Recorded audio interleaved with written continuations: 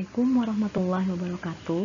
Selamat datang di channel YouTube Teknik Sipil Gunadarma. Jangan lupa untuk tekan tombol subscribe dan nyalakan juga lonceng notifikasinya agar kamu tidak ketinggalan materi seputar teknik sipil dari channel ini.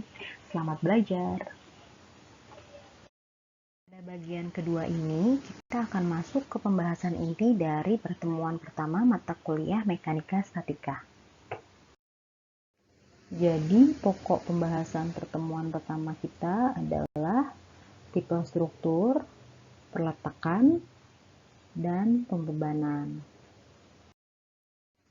Sebelum membahas mengenai tipe struktur, kita kenali dulu apa itu struktur. Jadi, struktur adalah suatu sistem yang saling terhubung digunakan untuk menahan beban dan menyalurkan gaya.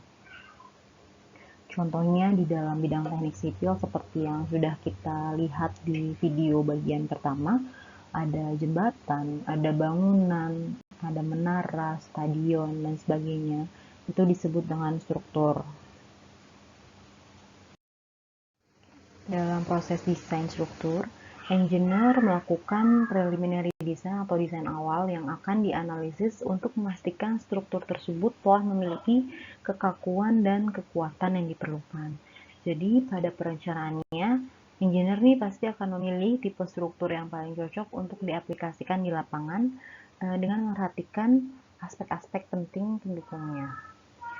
Apa saja aspek penting itu? Yang pertama ada keamanan dan estetika, di mana struktur harus aman, tidak rubuh, tidak membahayakan penghuninya, tetapi struktur tersebut juga harus mampu memenuhi aspek estetika sesuai dengan desain yang sudah dibuat oleh arsitek. Lalu ada serviceability atau kemampuan layannya, dan harus memperhatikan juga aspek ekonomi dan lingkungan. Selanjutnya masuk ke tipe struktur atau struktur type. Tipe struktur ini terdiri dari elemen struktur dan sistem struktur. Elemen struktur pertama yang akan kita bahas adalah balok. Balok merupakan elemen horizontal yang paling umum kita temui. Dan balok ini digunakan untuk menahan beban vertikal atau beban yang bekerja di atasnya. Ini ada contoh aplikasi balok di lapangan. Ini balok yang bertumpu pada kolom menahan beban pelat berupa beban pelat bondek. Lalu ini ada balok girder pada jembatan. Dan ini adalah pemodelan sederhana dari penggambaran balok, di mana balok-balok tersebut bertumpu pada tumpuan yang nanti akan kita bahas berikutnya. Selanjutnya adalah elemen struktur kolom. Ini kolom merupakan elemen vertikal yang menahan beban aksial tekan. Kolom menumpu balok serta pelat yang pada akhirnya menjadi satu kesatuan sistem struktur. Ini ada contoh gambar konstruksi kolom pada bangunan gedung. Selanjutnya adalah sistem struktur. Sistem struktur ini merupakan kombinasi dari elemen struktur dan bahan penyusunnya. Sistem struktur pertama yang akan kita kenali adalah sistem struktur truss. Jadi, sistem struktur truss ini biasa digunakan pada struktur bentang panjang dan ia ini tersusun dari banyak members berbentuk segitiga. Karena susunan geometris dari membersnya, beban yang menyebabkan rangka melengkung dirubah menjadi gaya tekan dan tarik pada members. Idealnya tipe truss ini digunakan pada bentang 9 sampai 122 meter. Selanjutnya sistem struktur cable and arch. Ini struktur lain yang digunakan untuk mengakomodir bentang panjang. Jadi sistem kabel itu biasa kita temukan di jembatan dan atap bangunan. Sistem kabel ini menahan beban dengan sistem tarik atau tension. Efektif digunakan untuk bentang di atas 46 meter. Selanjutnya sistem arch itu biasa kita temui di jembatan, di kubah, dan juga bukaan dinding. Berbeda dengan kabel, arch ini mencapai kekuatannya dalam tekan atau compression. Jadi sistem arch harus kaku untuk mempertahankan bentuknya. Selanjutnya sistem struktur frame. Sistem struktur frame merupakan sistem struktur yang terdiri dari balok dan kolom. Fungsinya untuk menahan beban aksial dan juga horizontal. Sistem struktur frame ini sering digunakan di gedung atau pabrik. Setelah kita mengenal berbagai macam elemen dan sistem struktur, sekarang kita akan membahas mengenai peletakan atau support pada struktur.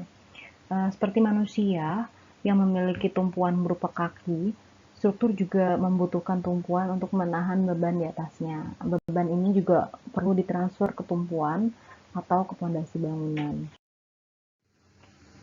Selanjutnya, peletakan roll.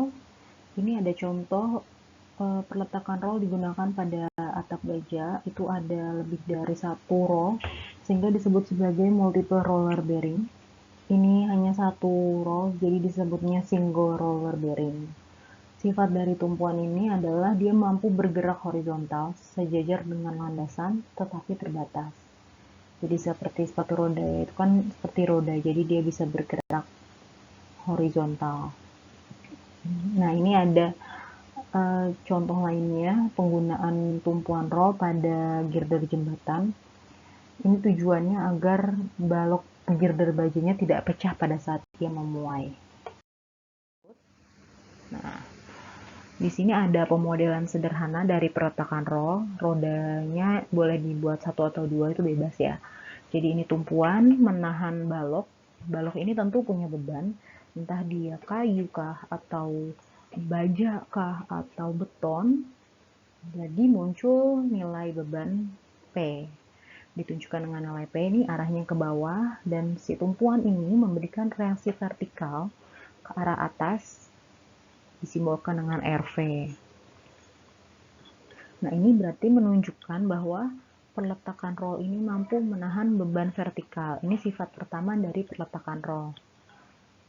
Selanjutnya, apabila ada beban horizontal seperti beban gempa, maka roll ini akan bergerak seperti yang tadi sudah disebutkan, bergeraknya searah dengan gaya yang diberikan dan sejajar dengan landasannya. Jadi, sifat kedua, peletakan roll tidak mampu menahan beban horizontal. Lalu, apabila pada bentang balok diberi gaya, maka balok ini akan berotasi atau bergerak mengikuti arah gaya. Ini saya berikan contoh pemberian beban di tengah bentang balok. Baloknya ikut terangkat. Tandanya, tumpuan roll ini tidak mampu menahan puntir atau momen. Oke. Selanjutnya ini adalah tumpuan sendi. Berikut contoh aplikasi tumpuan sendi di lapangan. Jadi tumpuan sendi ini sering digunakan pada struktur jembatan. Ya, dia mampu menahan beban vertikal dan horizontal, tetapi tidak mampu menahan momen. Kita lihat animasinya. Ini ada contoh balok, pemodelan balok dengan tumpuan sendi. Jika saya berikan beban P di atas, tumpuan sendi ini akan memberikan reaksi RV. Lalu jika ada beban H, seperti beban gempa horizontal, dia akan memberikan reaksi H. Jadi tumpuannya tidak akan bergerak kemana-mana, tidak seperti roll tadi, dia jika diberi H, gaya H pasti akan ikut bergerak horizontal. Tapi kalau sendi tidak. Jadi tumpuan sendi ini mampu menahan beban vertikal dan horizontal. Lalu apabila saya berikan gaya di baloknya, ini baloknya ikut bergerak gitu. Baloknya terdorong. Tidak ada tahanan dari si tumpuan. Jadi tumpuan sendi tidak mampu menahan puntir atau momen. Selanjutnya adalah peletakan jepit atau fixed bearing. Ini adalah peletakan yang paling stabil. Jadi ia mampu menahan beban vertikal, horizontal, dan juga momen. Ini contohnya ya, contoh peletakan jepit ini ada di pertemuan balok dan kolom beton. Sekarang kita lihat animasinya. Ini ada beban yang diberikan pada balok yang dijepit.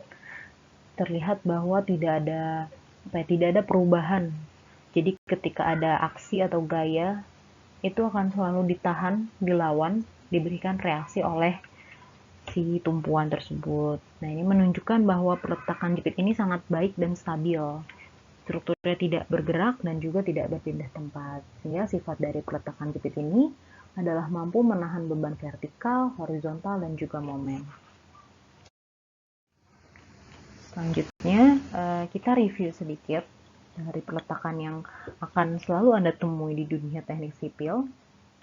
Jadi tadi ya, roll itu mampu menahan vertikal, sendi mampu menahan vertikal dan horizontal, sedangkan jepit mampu menahan ketiganya. Selanjutnya, pembahasan yang ketiga yaitu mengenai pembebanan atau loads. Struktur harus mampu menahan beban, oleh karena itu penting sekali bagi engineer untuk menentukan beban yang akan diperhitungkan dalam perencanaan. Dalam perencanaan kita ketika menghitung beban itu tidak boleh lebih kecil dari kenyataannya nanti dan tidak boleh juga terlalu jauh melampaui kenyataan karena nanti desainnya akan terlalu boros. Nah, secara umum engineer ini bekerja dengan dua code, ada General Building Code dan Design Code. Ini ada contoh beban terpusat dan beban terdistribusi. Selanjutnya, pembebanan yang pertama itu beban mati. Semua struktur itu pasti akan menahan bebannya sendiri atau self-weight. Contohnya seperti balok, kolom, pelat, lalu elemen struktur lain seperti baja, kanopi gitu. Jadi semuanya tergantung pada besaran dan material yang digunakan. Lalu ada super dead load atau beban mati tambahan. Ini merupakan elemen yang tidak dapat dipindahkan, meskipun dia itu bukan elemen struktur. Misalnya seperti peralatan ME, beban finishing lantai, gondola, dinding bata, dan juga taman atau landscape. Selanjutnya, beban hidup. Beban hidup ini berbeda dengan beban mati. Jadi beban hidup diperhitungkan sebagai beban yang dapat bergerak atau berpindah tempat. Besarannya berbeda-beda tergantung pada fungsi ruangnya, sehingga beban ini terjadi apabila ada pemakaian atau penghunian suatu bangunan. Contoh, beban hidup di ruang kantor, sekolah, rumah tinggal, gimnasium, lantai parkir, bioskop, itu pasti beda-beda. Besaran ini bisa dilihat di SNI 1727/2019. Selanjutnya adalah beban gempa. Nah, seperti yang kita ketahui, Indonesia itu merupakan negara dengan intensitas dan kekuatan gempa yang cukup besar. Peraturan pembebanan gempa ada di SNI 1726/2019 tentang cara perencanaan ketahanan gempa pada struktur gedung dan non-gedung. Untuk pembebanan gempa itu besarannya tergantung pada jumlah dan jenis percepatan tanah serta massa dan kekakuan strukturnya. Jadi selama gempa bumi, tanah itu bergetar secara horizontal dan vertikal yang menyebabkan adanya gaya geser pada kolom lantai dasar. Nah, sedangkan untuk analisa gempa itu ada analisa statik dan analisa dinamik. Selanjutnya, beban angin. Nah, semakin tinggi bangunan, maka akan semakin sensitif terhadap beban angin. Jadi saat struktur menghalangi aliran angin, maka energi kinetik angin akan diubah menjadi energi potensial tekanan yang mendorong struktur. Pengaruh angin pada suatu bangunan itu bergantung kepada kepadatan dan kecepatan udara, sudut datangnya angin, serta bentuk dan kekakuan struktur. Nah, ini ada beberapa beban lain. Yang pertama ada highway bridge load. Ini beban jembatan diatur di AASHTO dengan metode LRFD. Lalu ada railroad bridge load. Ini beban jembatan kereta api. Dan ada beban impact. Jadi beban impact ini berasal dari kendaraan yang bergerak. Kendaraan bergerak itu kan bisa memantul atau menyamping saat melewati jembatan. Jadi ada efek penambahan beban akibat gaya yang ditimbulkan dari gerakan kendaraan. Oke, terima kasih. Sekian video kali ini. Semoga dapat bermanfaat untuk Anda. Wassalamualaikum warahmatullahi wabarakatuh.